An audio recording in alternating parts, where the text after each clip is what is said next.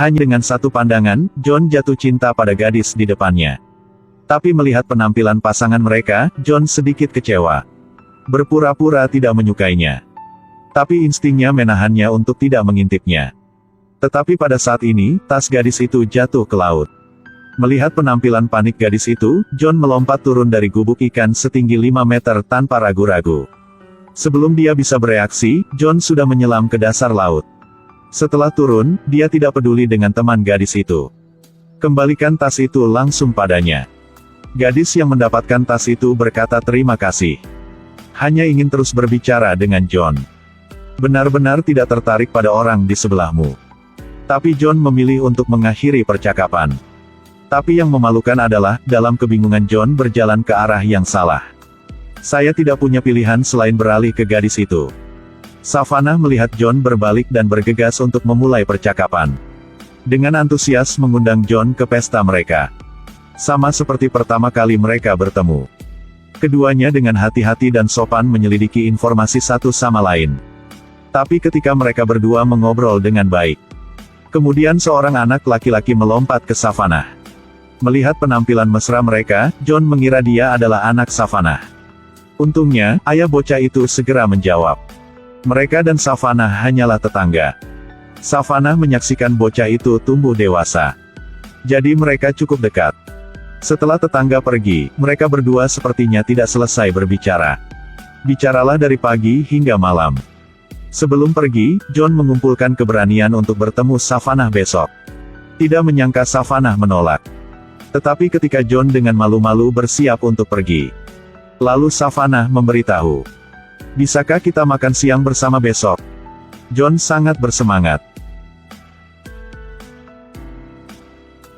Jadi, sampai jumpa besok. Oke, sampai jumpa besok. Kencan kedua, keduanya berbicara tentang kehidupan mereka.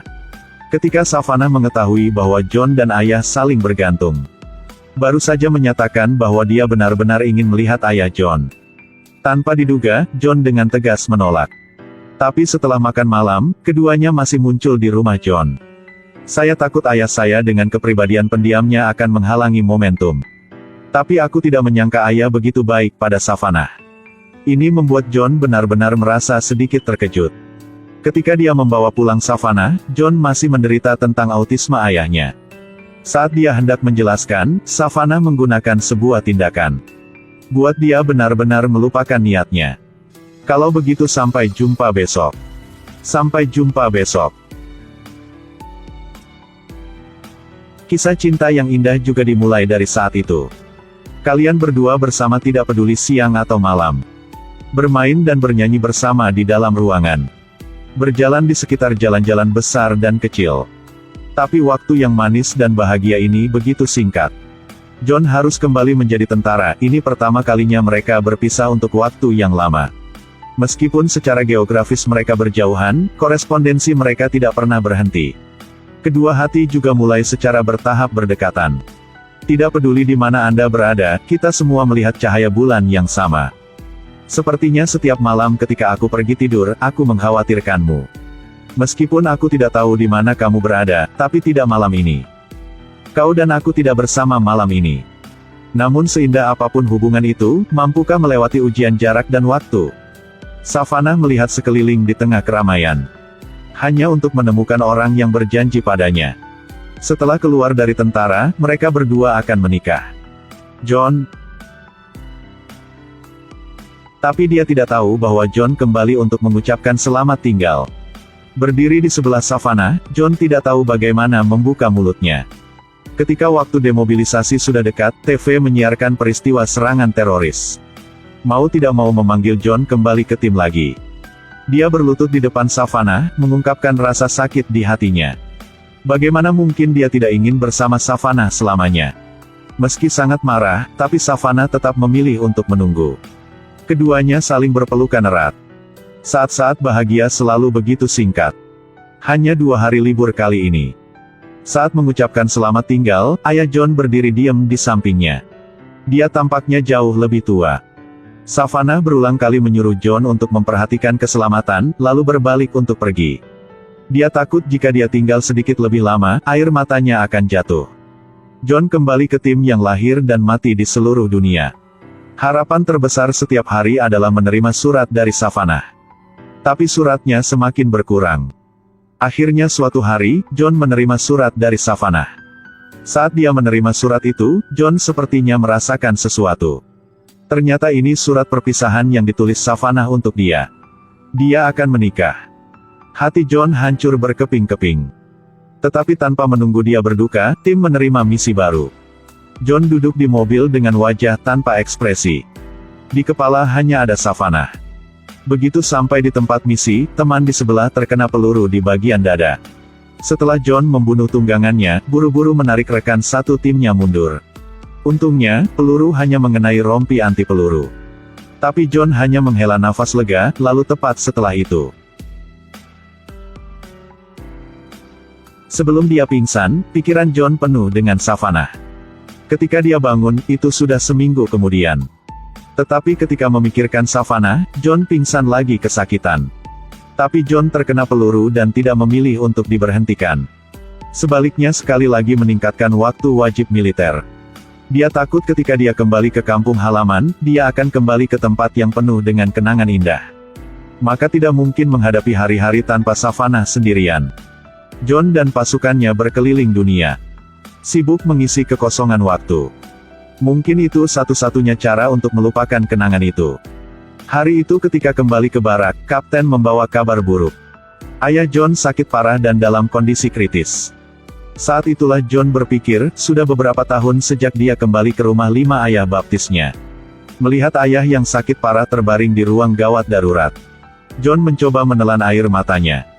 Dia sendiri yang selalu meninggalkan ayah. Untuk menghindari luka cinta. Memilih untuk tinggal di luar untuk waktu yang lama dan tidak kembali ke rumah. Tapi air mata tidak bisa mengubah kesalahan masa lalu. Dalam isak tangis John, sang ayah meninggal dengan damai. Duduk di depan peti mati ayahnya, John banyak berpikir. Dia ingin bertemu Savannah dan bertanya mengapa memilih untuk pergi tahun itu. Ini pertama kalinya dia melihat gadis yang dia cintai lagi setelah bertahun-tahun. Sekarang menjadi istri orang lain. Pertanyaan kenapa selalu tertancap di hati John dan tidak bisa keluar. Duduk di rumah Savannah, 2 orang dengan tenang berbicara. Baru setelah John melihat foto pernikahan Savannah, dia menyadari bahwa itu adalah suaminya. Adalah teman dia bernama Tim. John sepertinya mengerti sesuatu. Tapi ketika mereka berdua pergi ke rumah sakit bersama-sama, John baru tahu bahwa Tim mengidap penyakit serius. Tahun itu, keluarga Savannah mengalami insiden. Sementara dia tidak berdaya, Tim melakukan yang terbaik untuk membantunya melewati masa-masa sulit. Tapi orang baik sering bernasib buruk. Kemudian Tim didiagnosis dengan penyakit terminal. Untuk membalas Tim, Savannah memilih untuk menikah dengannya. Bantu dia merawat anaknya yang autis. Melihat John dan istrinya bersama, Tim tidak marah sama sekali. Sebaliknya, dengan tenang beritahu John. Dia selalu mencintaimu. Kamu bisa tahu dengan melihat wajahnya. Dia tidak pernah menatapku seperti dia melihatmu. John tidak menjawab sama sekali. Malam itu Savannah membuat makanan yang lezat. Dan ahli menuangkan anggur untuk diri sendiri. John menatap Savannah dengan aneh dan berkata, "Aku ingat kamu tidak minum sebelumnya." Savannah berkata, hidup bukan hanya tentang cinta, tapi juga banyak hal tak berdaya. Dalam percakapan, John akhirnya mengatakan pertanyaan itu. Tidak bisakah kamu meneleponku? Tidak bisakah kamu memberiku kesempatan untuk berubah pikiran? Langsung memilih untuk menikah dengan orang lain? Aku ingin tahu jawabannya. Karena bahkan hanya dengan mendengar suaramu akan membuatku berubah pikiran. Mood Savannah semakin tidak terkendali. Dia menyalahkan John tahun itu karena membiarkannya menghadapi kehidupan sendirian. Buat dia sangat tidak berdaya. John memeluk gadis yang dicintainya dengan erat. Aku tidak punya pilihan lain. Perasaan sekarang sepertinya kembali ke momen sebelumnya. Savannah mengeluarkan surat-surat punya mereka. Ingat perasaan menulis surat untuk pertama kalinya. Tidak sengaja menabrak segelas anggur. Minuman keras menjadi basah di mana-mana. Ketika Savannah pergi untuk berganti pakaian, John juga masuk untuk mencuci tangannya. Ketika dia berbalik, mereka berdua saling memandang dengan empat mata. Menghadapi tatapan penuh kasih Savannah, John merasa tenang lagi. Tidak mau di sini lagi. Saat dia pergi, Savannah bertanya pada John. Jadi, sampai jumpa besok. Kau juga mengatakannya. Ketika aku mengatakan itu sebelumnya, kamu akan mengatakan hal yang sama. Apakah kamu ingat? John tidak berani menjawab. John, cepat jawab. Selamat tinggal, Savannah.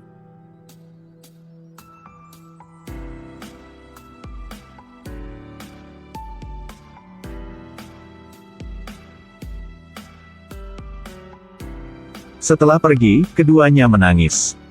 Mungkin berempati, mungkin mengerti kesulitan yang dihadapi Savannah. John menjual semua barang koleksi ayahnya. Donasi untuk penyembuhan Tim. Setengah tahun kemudian John menerima surat terima kasih. Timlah yang meminta Savannah untuk menulis sebelum dia pergi. Meskipun dia menerima sumbangan anonim.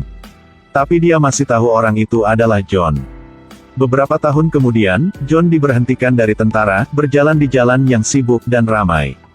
Melihat melalui jendela, John melihat seorang teman baik. Ada yang bilang cinta itu emosi. Ada yang bilang cinta itu adalah di samping. Jika saling mencintai, maka akan tetap bersama. Film berakhir di sini. Jika menarik, silakan klik like dan follow ya. Sampai jumpa.